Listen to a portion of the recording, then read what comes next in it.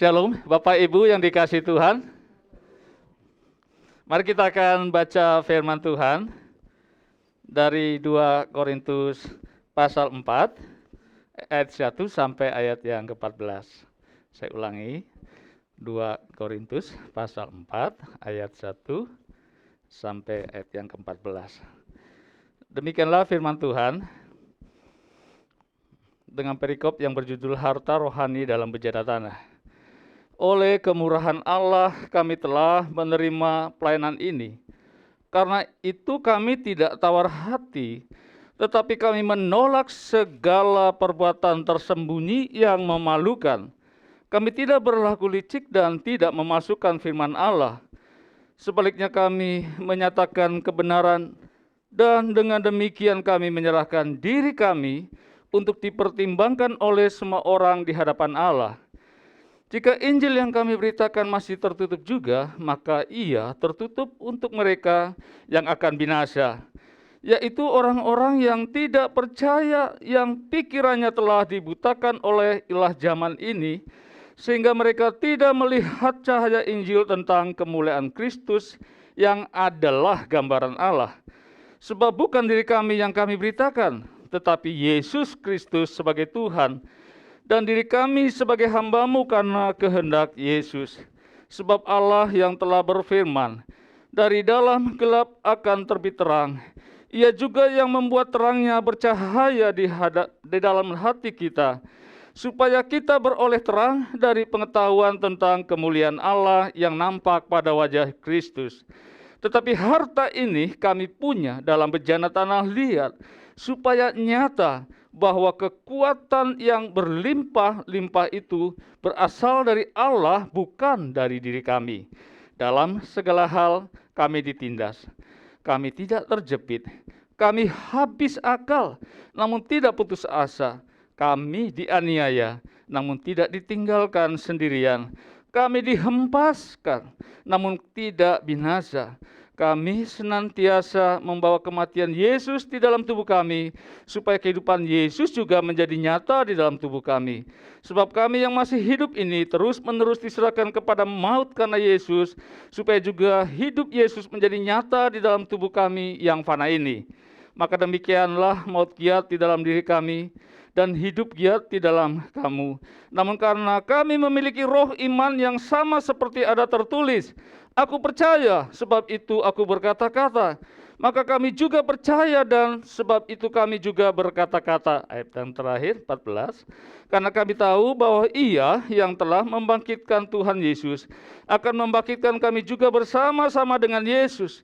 Dan Ia akan menghadapkan kami bersama-sama dengan kamu kepada dirinya.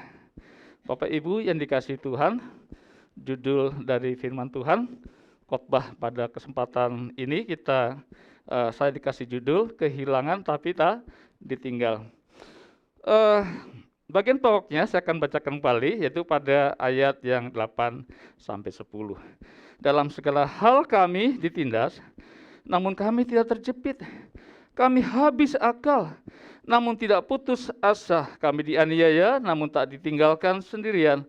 Kami dihempaskan, namun tidak binasa. Kami senantiasa membawa kematian Yesus di dalam tubuh kami, supaya kehidupan Yesus yang menjadi nyata di dalam tubuh kami.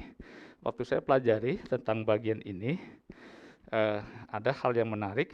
Di dalam 2 ayat ini ada 7 kata dengan kata kami.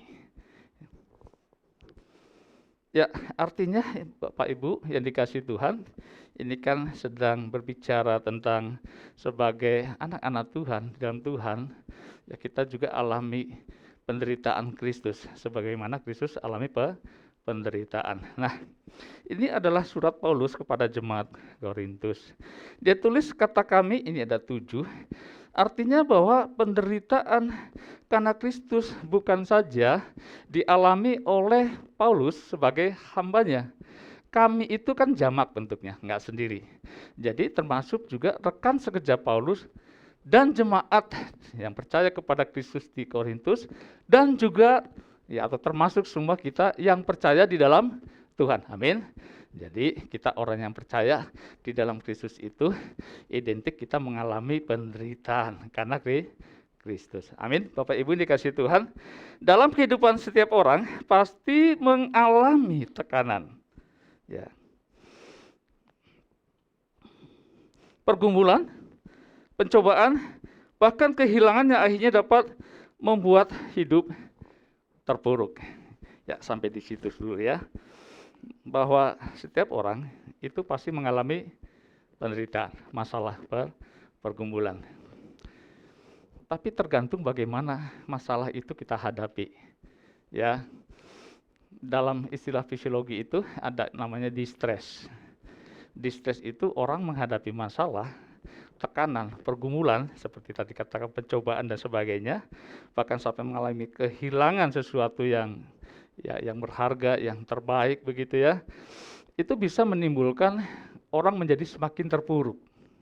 Itu namanya distress. Lalu selanjutnya dikatakan sama seperti Ayub yang pernah mengalami berbagai pencobaan berat sehingga Ayub sampai menyesali hidupnya. Tetapi Alkitab mencatat bahwa pada akhirnya Tuhan memulihkan keadaan Ayub 2 kali lipat. Nah, Ayub itu ya kebalikannya daripada yang tadi dikatakan sebagai distress. Dalam istilah fisiologinya itu kebalikan daripada distress itu eustress. Jadi eustress itu begini, orang mengalami kesusahan, penderitaan, masalah, pergumulan, pencobaan dan sebagainya. Tetapi tidak menjadikan masalah yang dialami itu membuat orang itu terpuruk. Tetapi justru sebaliknya dengan masalah pergumulan, penderitaan, pencobaan dan sebagainya itu menjadi orang itu memiliki semangat untuk keluar dari masalahnya. Sehingga ya dia akan mendapatkan sesuatu yang lebih baik, bahkan pemulihan, kesembuhan.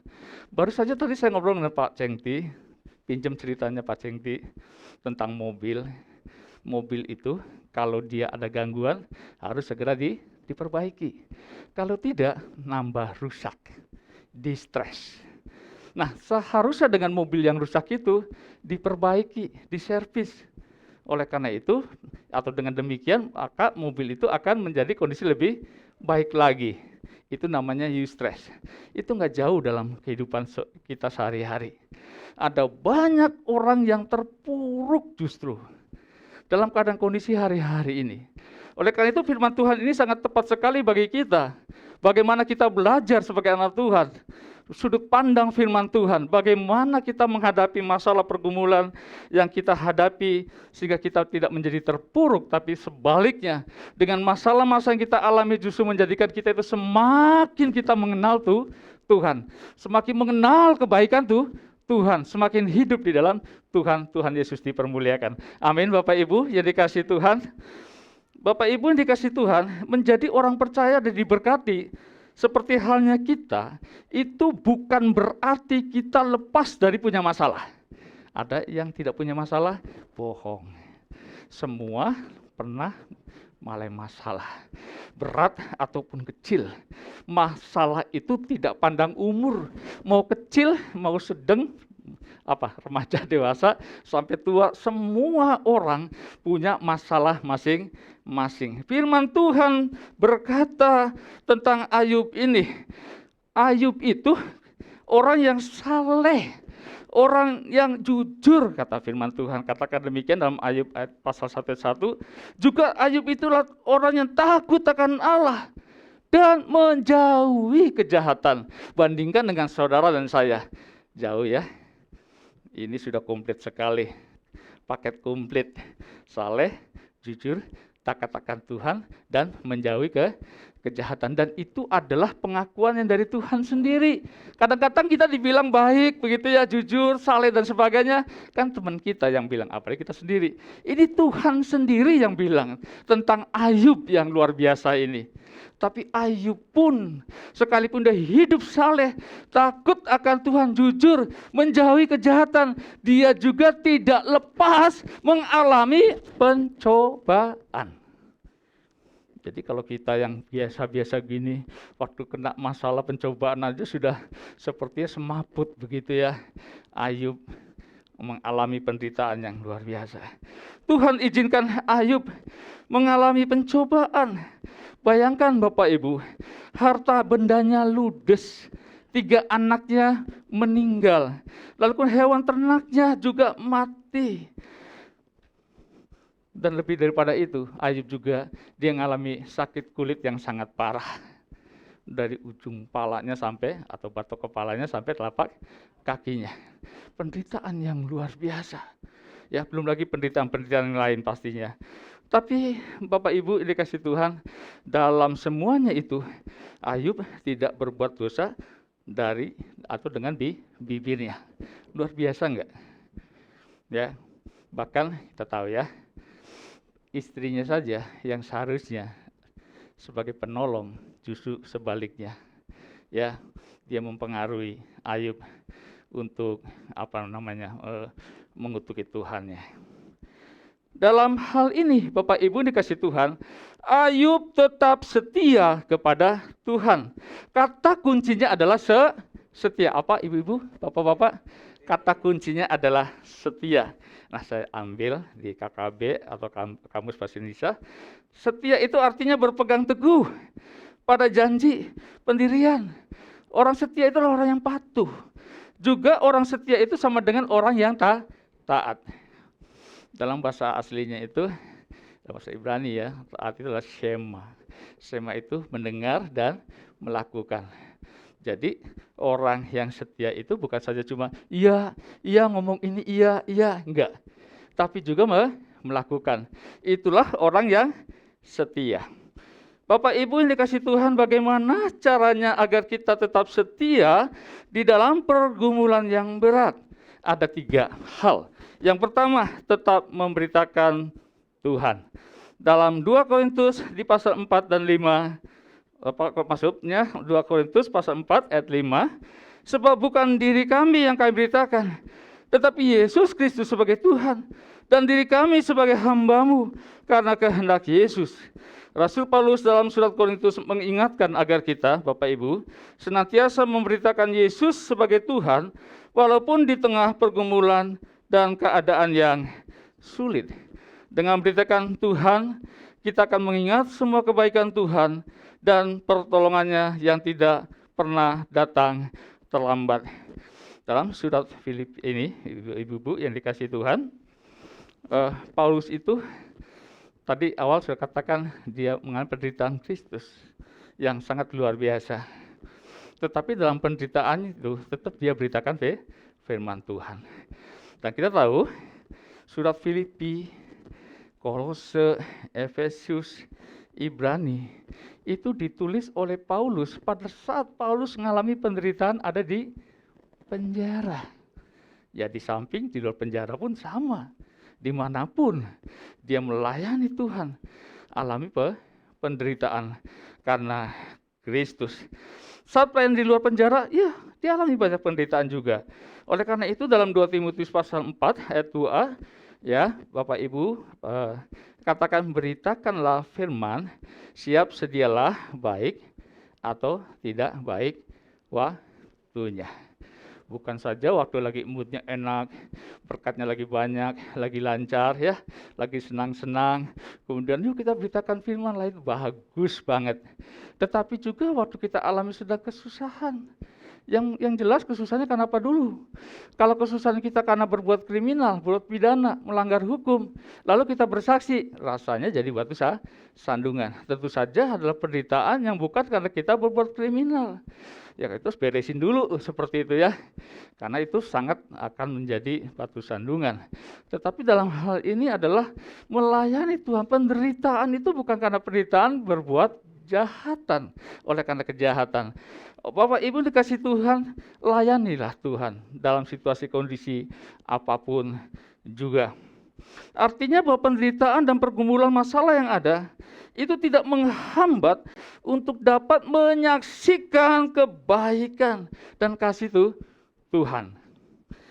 Yang diberikan fokusnya adalah Tuhan Yesus atau kristosentris, berpusat kepada Yesus. Jadi yang diberitakannya itu menarik orang datang kepada Tuhan. Yang ditinggikan, yang dipermuliakan, yang diagungkan, yang diceritakannya adalah Tuhan Yesus, ya. Karena ada banyak orang bersaksi, ya, di Filipi 1 ayat 15, ya. Orang menyampaikan berita Injil karena karena dengki, ya, karena niat yang tidak baik seperti itu.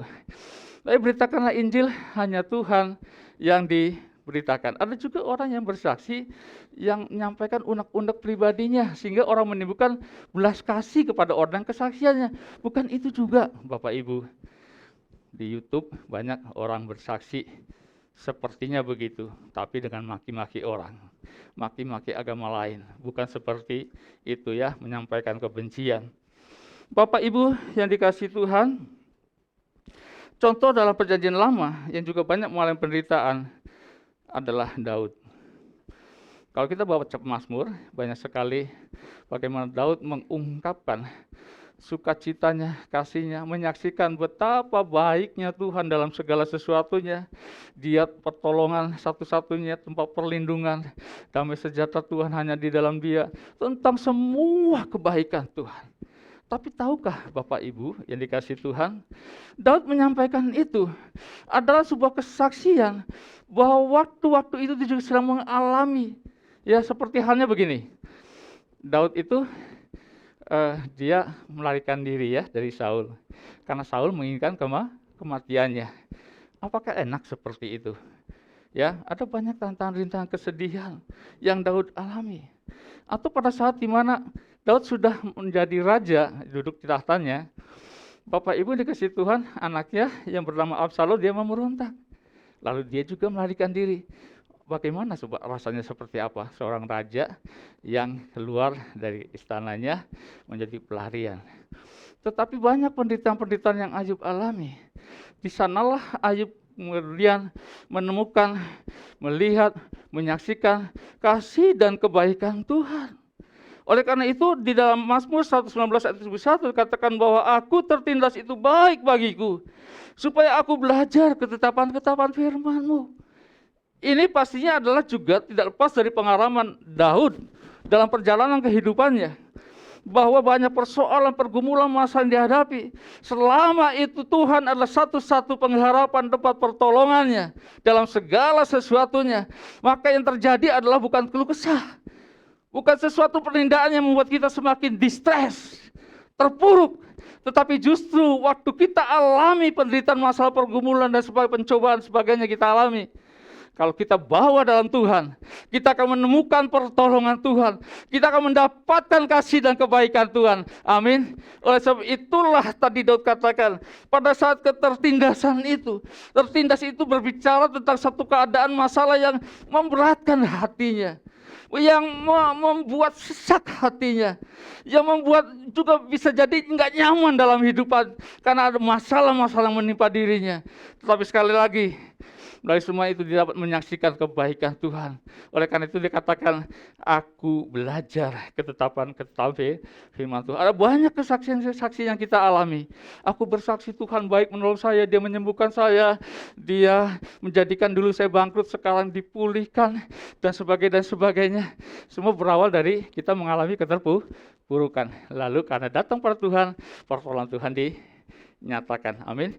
Jadi sebenarnya masalah, pergumulan, pencobaan tidak semua juga membawa kepada kita kepada hal yang keterpurukan. Tapi saat di mana Tuhan izinkan itu terjadi dalam hidup kita dan kita bawa dalam Tuhan, maka percayalah kita akan melihat kebaikan dan kemurahan Tuhan, kasih Tuhan dinyatakan bagi kita. Amin. Dikurniakan bagi Tuhan. Haleluya. Amin Tuhan. Dan yang lain banyak sekali, ya, di Alkitab.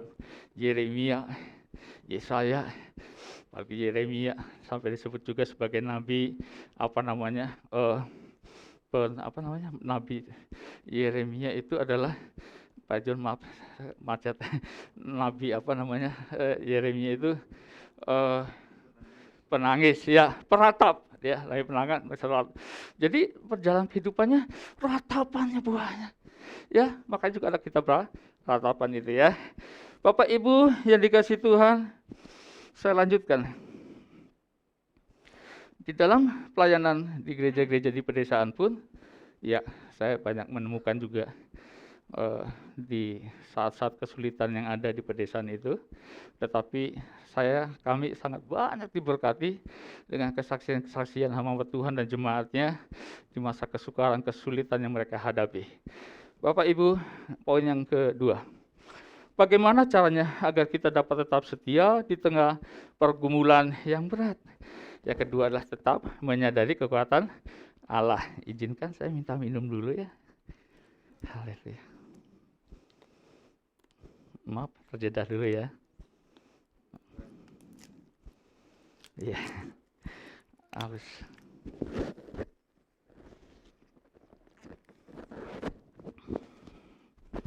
Ya, puji Tuhan, biar lebih semangat lagi. Ya, tetap menyadari kekuatan Allah.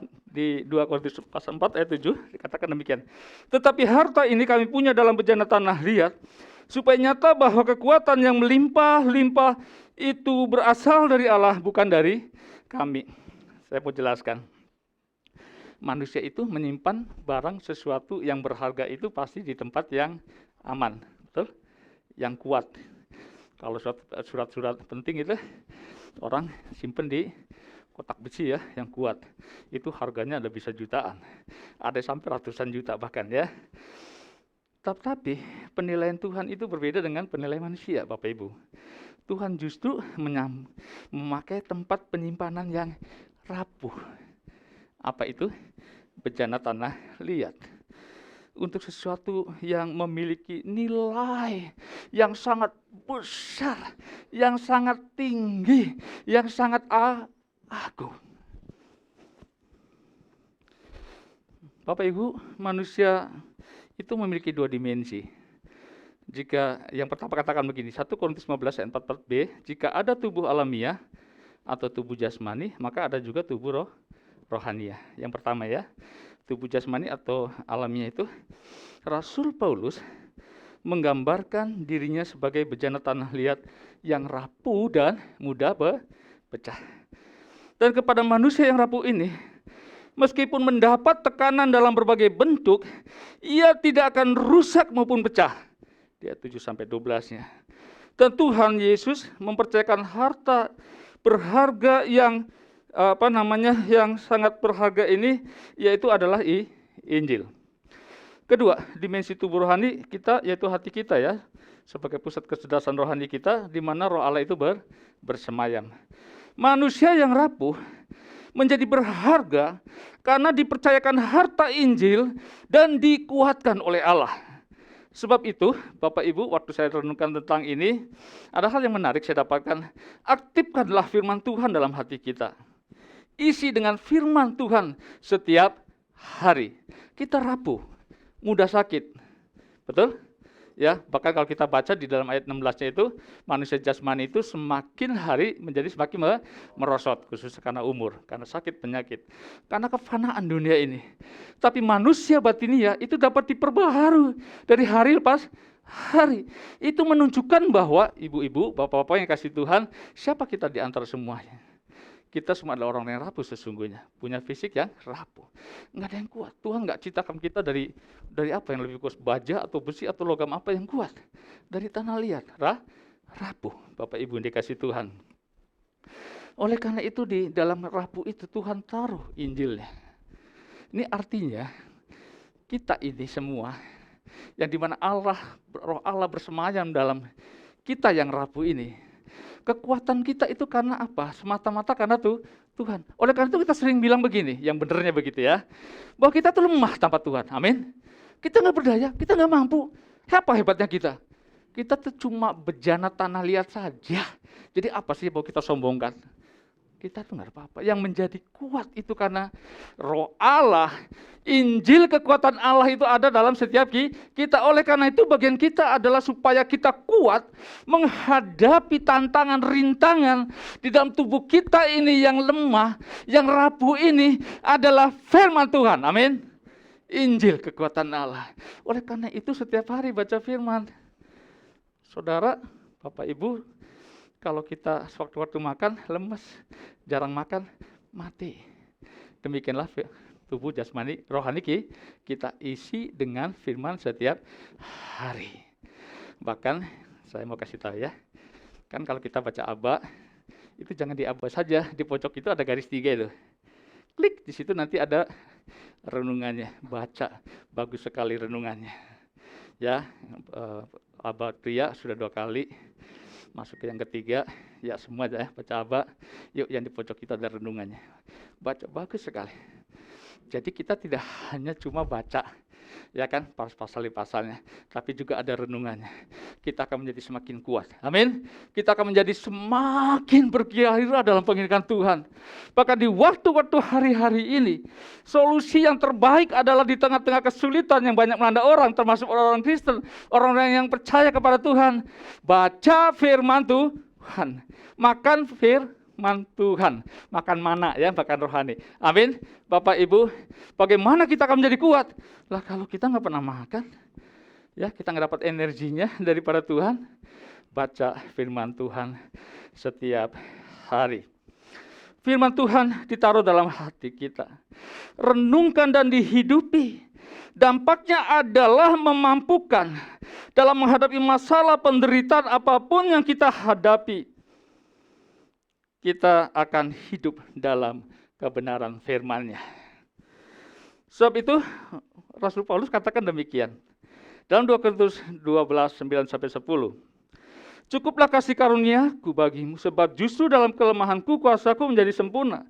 Sebab itu terlebih suka aku bermegah dalam kelemahanku, supaya kuasa Kristus turut menaungi aku. Karena itu aku senang dan rela di dalam kelemahan, di dalam siksaan, di dalam kesukaran, di dalam penganiayaan, dan kesesakan oleh karena Kristus. Sebab jika aku lemah, maka aku kuat. Padahal ya, secara keberadaan Paulus itu kan masih muda, kuat begitu ya, pinter, cerdas, luar biasa sekali. Namun demikian, Bapak Ibu, dia tidak mau menyombongkan diri tentang keberadaannya. Sehebat Paulus, kalau boleh dikatakan ya, kita tahu ya, Alkitab itu Perjanjian Baru 60% ditulis oleh siapa? Rasul Paulus. Hebat loh dia, luar biasa. Tapi tidak merasa dirinya hebat. Semuanya tanpa Tuhan lemah adanya.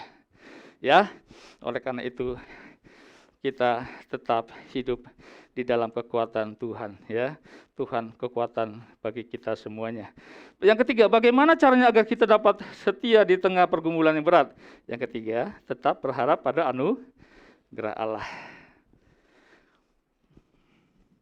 Sebab semuanya itu terjadi oleh karena kamu, supaya kasih karunia yang semakin besar berhubung dengan semakin banyaknya orang yang menjadi percaya, menyebabkan semakin melimpahnya ucapan syukur bagi kemuliaan Allah. Saya lanjutkan.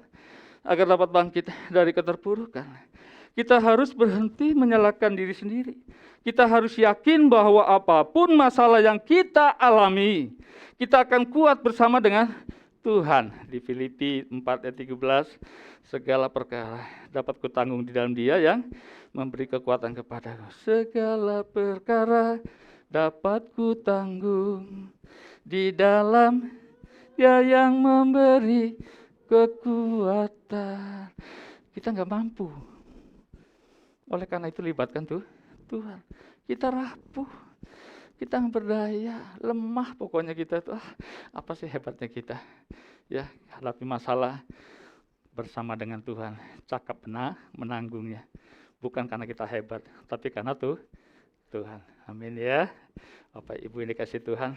Ada pepatah yang mengatakan demikian. 1000 musuh dapat dikalahkan, tetapi musuh yang besar dan sulit dikalahkan adalah diri sendiri, yaitu masalah yang bersumber pada diri sendiri. Banyak masalah sih timbul dari diri sendiri ya. Ya kan? Yakobus 1 ayat 14 tuh. Banyak kan dari diri sendiri. Ya, banyak orang sebenarnya sih masih dari sendiri, yaitu bagaimana sikap hati kita menghadapi masalah itu. Ya, cara pandang kita. Lah kalau cara pandangnya dengan cara pandang Tuhan, luar biasa. Selalu akan ada kekuatan dan jalan keluar. Amin. Soal pencobaan-pencobaan yang kita alami tidak akan melampaui kekuatan kita selama kita bergantung dan berharap hanya kepada Tuhan. Tuhan Yesus sanggup menolong kita. Teman, dengan demikian jangan andalkan diri sendiri yang rapuh dan penuh kelemahan ini. Saya lanjutkan. Pengalaman buruk dan masalah yang kita hadapi dapat jadikan batu loncatan agar kita semakin bijak dan berhikmat. Kita juga harus terus berharap pada anugerah-Nya dan yakin bahwa pertolongannya akan datang tepat pada waktunya. Ya, Bapak Ibu yang dikasih Tuhan, ini bagian yang terakhir. Masalah boleh ada, tidak ada seorang pun hidup tanpa masalah. Ya, tapi bagaimana saat kita melalui masalah ini? Lalu ada istilah akumulasi. Akumulasi itu begini, sesuatu yang terjadi hari ini itu tidak pernah terlepas dari sebuah rentetan apa yang sudah kita lalui. Jadi ada juga kaitan dengan hukum tabur tuai. Apa yang kita sudah tabur itu juga nggak lepas dari apa yang kita salah. Apa kita tuai nggak lepas dari apa yang kita tabur seperti ya. Jadi ada rentetannya. Orang sini bilang nggak ujuk-ujuk itu terjadi. Ya, kalau kita mengalami sesuatu nggak ujuk-ujuk terjadi. Pasti ada sebab akibatnya. Ada hal-hal yang menjadikan itu menjadi terjadi demikian. Bapak Ibu, bagaimana hasil buruknya? Ya tentu tergantung daripada apa yang kita tabur ya, baik atau buruknya. Tapi begini, Tuhan mengajar kepada kita untuk tidak melihat ke belakang, tetapi ke depan ya, dengan penjelasan tadi.